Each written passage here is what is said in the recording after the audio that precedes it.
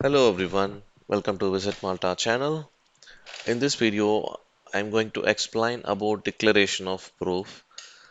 Following up with my previous video, which I was explained about Malta Work Visa Checklist that is required by the VFS Global. Okay, again, it is a work visa checklist. It is not working permit. Okay, it is work visa checklist which allows you to apply for a visa and travel here in Malta. Okay. In this VFS work visa checklist, the point number 10 required proof of accommodation. So we are going to discuss about the proof of accommodation. Okay. So it mentioned clearly any one of the following.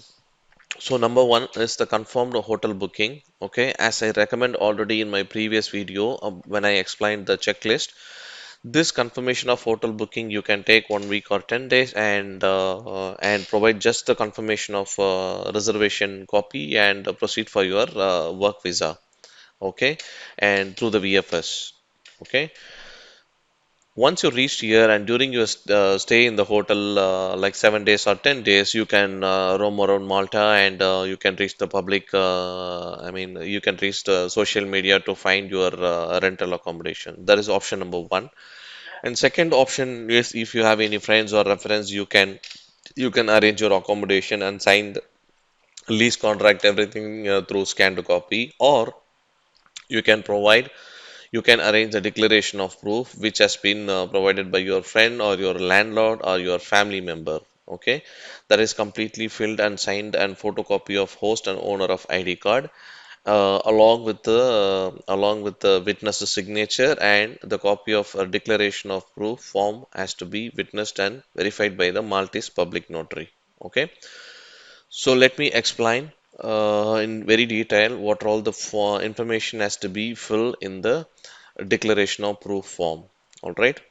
So this form can be downloaded from the VFS Visa Global website under the documents required and download forms. All right.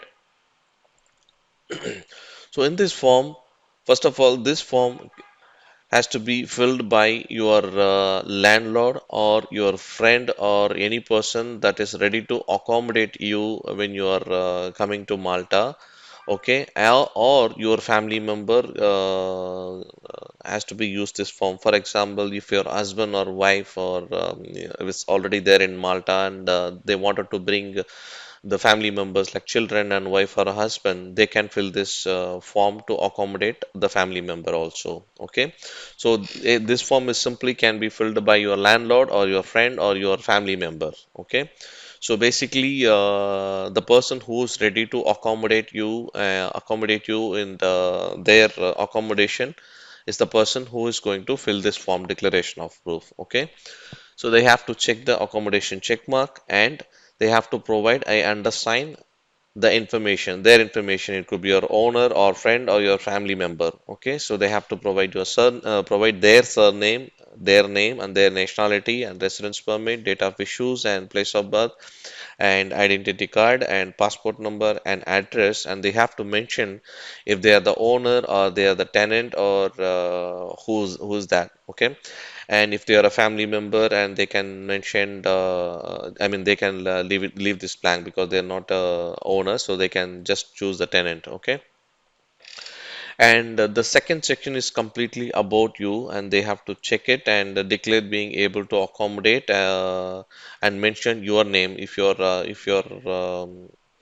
family member or whoever it is. It's completely your information, your surname, name, nationality, address, and place of birth, and passport number, and the relationship to the invitee, which means if your husband or wife or a family member, you have to mention who's the relationship, like if it's a wife, spouse, and children, or whoever it is, you have to mention the relationship of the person that is inviting you for the accommodation. Okay, and if the person is inviting two member, for example, in the family, if the person is inviting family, so they have to mention their spouse name, and if they have inviting the children also, they have to mention the children name as the second person.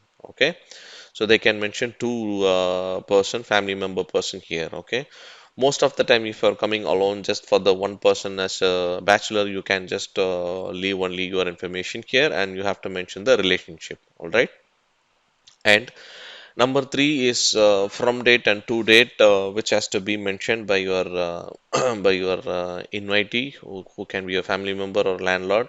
So this from date and to date until is actually usually 1 year. Okay, and I understand it is very difficult to guess what will be the start date and which date you will be starting travel to Malta, because you are still not applied your visa in the VFS, and you may not know what is the exact date that Malta embassy will provide you the visa to start travel from your country to reach Malta. So this from date, you have to approximately guess what will be the date you will be you have to add it here. For example, today is the 7th of February. Assuming you will be submitting your application to the VFS Global Service on 14th of February. Okay. From the 14th February, just leave for 3 to 4 weeks maximum, which allows the VFS Global to proceed your visa processing. Okay. And assuming from March first week you will be getting your visa copy, and they're allowing you to travel starting from the March second week. So what you can do is you can choose the approximate date in the March second week as a starting date here. From the starting date, you have to ending with 365 days for 1 year and ending with the 1 year ending date. Okay. For example, if it is 7th of March 2022, then you have to ending with 6th of February. Sorry, yes, 6th of February or 6th of March 2023. Okay, just 1 year, calculating 1 year. Okay, so that's the thing that you can fill in this. And yes, your invitee person has to check at my above mentioned address. Okay, if it is a landlord or a house owner, they may have three different or four different individual house. Okay, so in the first section, they might have to fill their own address, which they are completely residing at. I mean, currently residing at, and they can mentioned if they are going to place you accommodate you in a different address which they have other property, they have to click on this at the following secondary address, and they have to mention that address here. Okay, if they are going to accommodate you in the same address, they can simply checkbox this add my above mentioned address. Simple, that's it. Okay, so that is what they have to explain here. And the next section is the declare being able to bear living cost and repatriation for the person mentioned under one. So they can check one, okay, and tick one if it's a family member also. During the period of stay indicator under number three, okay, during the period of stay means the approximate starting date and the ending date. As I mentioned, every 1 year you have to renew the contract with your house owner, okay, that is the rules. And additional information that the person mentioned under 1 and under 2 subscribe to their own travel medical insurance for the duration of stay as required by Article 12. This is exactly applicable for the person who's inviting their family. For example, if your spouse is already there in Malta and they are going to bring another family member with the children also along with them, but they don't have the job, they just coming in the dependent visa. Okay, in that category, so they have to check this one, and they have to check under one for the spouse, under two for the children, and they have to declare that the medical insurance will be covered for my family also. So that is what it explains. So they have to check on it. If it is your landlord, so they will not check it, because the landlord will not cover your medical insurance, and you have to cover your own medical insurance during your travel, as mentioned in the VFS checklist also.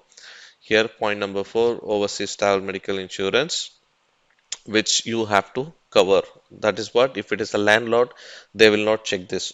Okay. So because your responsibility is to take your medical insurance during your travel. So after you reach here in Malta, not the travel, the medical insurance will be provided by the government, which is called Social Security number, that is being deducted some amount in your salary by your employer every month, which I was explained in very detail in other video. If you didn't know about the Social Security number, please watch it. Okay. And I subscribe to health insurance on their behalf during the period of stay. This is again for the family member who is actually coming with the dependent visa. All right. So once they filled based on the requirement, okay, the person who's inviting you, they have to leave the date and leave the signature here, okay. And after that, this form is completely has to be notarized by multi Maltese public notary. Okay, witnessed and notarized by Maltese public notary. So which they will leave the signature and the seal. Okay, and make sure you got the copy of the host ID card and the passport for the family member who is there in already Malta. If it's a landlord, they can just you can just take the copy of the ID card from them, and you can proceed with the VFS Global services. Okay. And the last one for use by the authority only. So please do not touch anything else in this checkbox. Okay, just leave it blank. Okay. So that is all the very important information for the declaration of proof. It can be used by your friend, or it can be used by your landlord, house owner, and it can be used by your family member. It could be your spouse, husband, or wife. Okay, when they are bringing their family and the dependent visa, they can also use this declaration of proof. Hope this is very useful. Okay, so if it's very useful, please like this video and share this video, especially people who still confused about and they really need the help. So please share this video for them. And that's it. Good luck. And thank you so much for your support and watching this video. Okay, good luck.